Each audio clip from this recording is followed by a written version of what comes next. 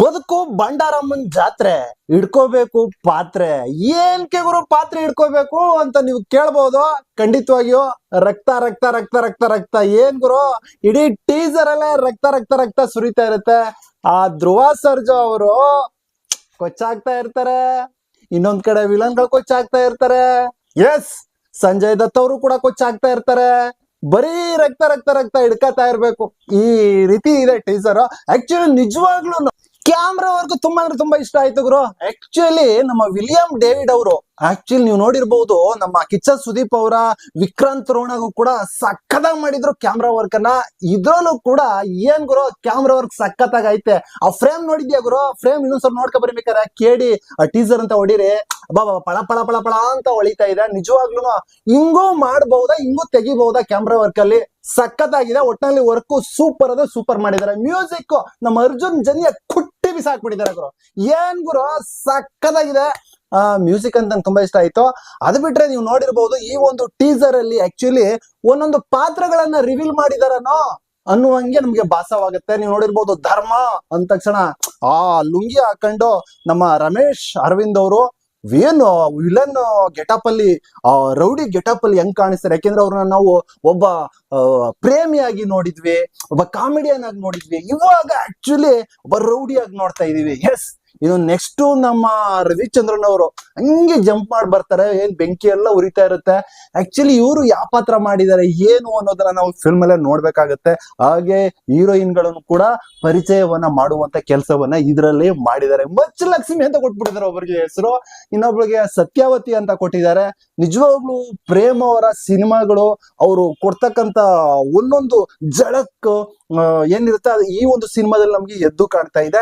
S, ಇಲ್ಲಿ ನಮ್ಗೆ ಸಂಜಯ್ ದತ್ ಅವರು ಮತ್ತೆ ನಮ್ಮ ಏನು ಧ್ರುವ ಅವರು ಇದ್ದಾರೆ, ಕಾಳಿದಾಸ ಅವರು, ಇವರಿಬ್ರು ಎಲ್ಲೋ ಒಂದೇ ಟೀಮ್ ಅಲ್ಲಿ ಇರ್ತಾರೆ ಅಥವಾ ಬ್ರದರ್ಸ್ಗಳು ಅನ್ನುವಂತ ರೀತಿ ನನಗೆ ಗೋಚರಿಸಿದ್ದು.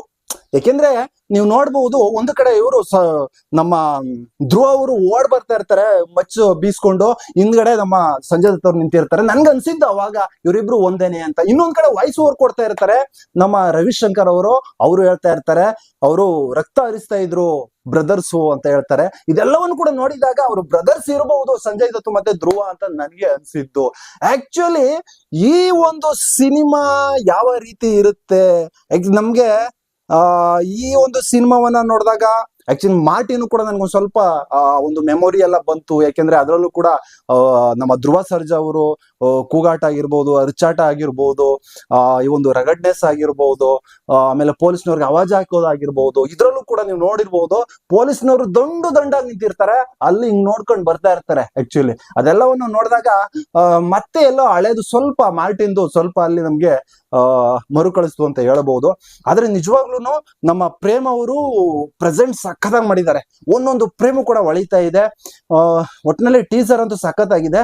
ಸಿನಿಮಾ ಯಾವ ರೀತಿ ಇದೆ ಗುರು ಅನ್ನೋದನ್ನ ಕಾಯ್ದು ನೋಡ್ಬೇಕಾಗುತ್ತೆ. ಆಕ್ಚುಲಿ ಡೇಟು ಕೂಡ ಇನ್ನೂ ಅನೌನ್ಸ್ ಆಗಿಲ್ಲ, ಯಾವ ಡೇಟ್ ಬರುತ್ತೆ ಅನ್ನೋದು ಕೂಡ ಕಾಯ್ದು ನೋಡ್ಬೇಕಾಗತ್ತೆ. ಯಾಕೆಂದ್ರೆ ನಮ್ಮ ಕನ್ನಡದ ಸಿನಿಮಾಗಳ ಕತೆ ಇವಾಗ ಏನಾಗಿದೆ, ಯಾವುದೇ ಸಿನಿಮಾ ಬಂದ್ರು ಫ್ಲಾಪ್ ಆಗ್ತಾ ಇದೆ, ಓಡ್ತಾ ಇಲ್ಲ. ಪ್ರತಿಯೊಬ್ಬ ಡೈರೆಕ್ಟರ್ ಪ್ರೊಡ್ಯೂಸರ್ ಅಳು ಆಗ್ಬಿಟ್ಟಿದೆ ಅದು. ಆಕ್ಚುಲಿ ಈ ಒಂದು ಸಿನಿಮಾ ಬಂದಾಗ, KD ಸಿನಿಮಾ ಬಂದಾಗ ಏನ್ ಆಗ್ಬಹುದು ಅನ್ನೋದು ನಮಗೂ ಕೂಡ ಕ್ವಶನ್ ಇದೆ. ಯಾಕೆಂದ್ರೆ ಇದು ಒಂದು ಇದ್ರ ಮೇಲೆ ಕೂಡ ಒಂದು ಓಪನ್ ಇಟ್ಕೊಂಡಿದೀವಿ ನಮ್ಮ ಕನ್ನಡದ ಜನ.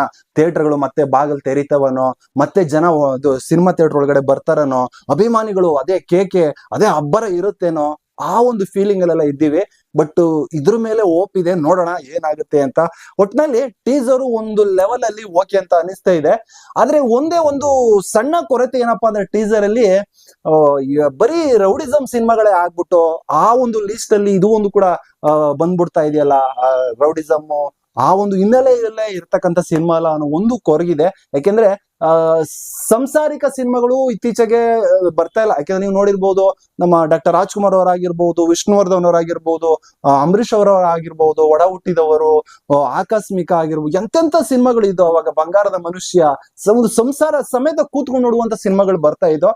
ಆದ್ರೆ ಈ ಇತ್ತೀಚಿನ ಒಂದು ಜಮಾನದಲ್ಲಿ ಏನಾಗ್ಬಿಟ್ಟಿದೆ ಅಂದ್ರೆ, ತುಂಬಾ ರೌಡಿಸಮ್ಗೆ ನೀವು ನೋಡಿರ್ಬೋದು, ಹಾಲಿವುಡ್ ಟಾಲಿವುಡ್ ಎಲ್ಲಾ ಕಡೆ ತುಂಬಾ ರೌಡಿಸಮ್ಗೆ ಒಂದು ಒತ್ತು ಕೊಡ್ತಾ ಇದಾರೆ ಅಂತ ಅನ್ಸುತ್ತೆ.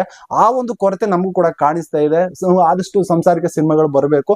ಆದ್ರೆ ಇದು ಏನ್ ಈ ರೀತಿಯಾದ ಒಂದು ಸಿನಿಮಾಗಳನ್ನ ನೋಡ್ಬೇಕು ಅಂತ ಅನ್ಕೊಳ್ತಾರಲ್ವಾ, ನಮ್ ಹೀರೋ ಈ ರೀತಿ ನೋಡ್ಬೇಕು ಹಂಗ್ ನೋಡ್ಬೇಕು ಅಂತ ಅನ್ಕೊಳ್ತಾರಲ್ವಾ, ಅಂತವ್ರಿಗೆ ಈ ಒಂದು ಸಿನಿಮಾ ಇಷ್ಟ ಆಗುತ್ತೆ.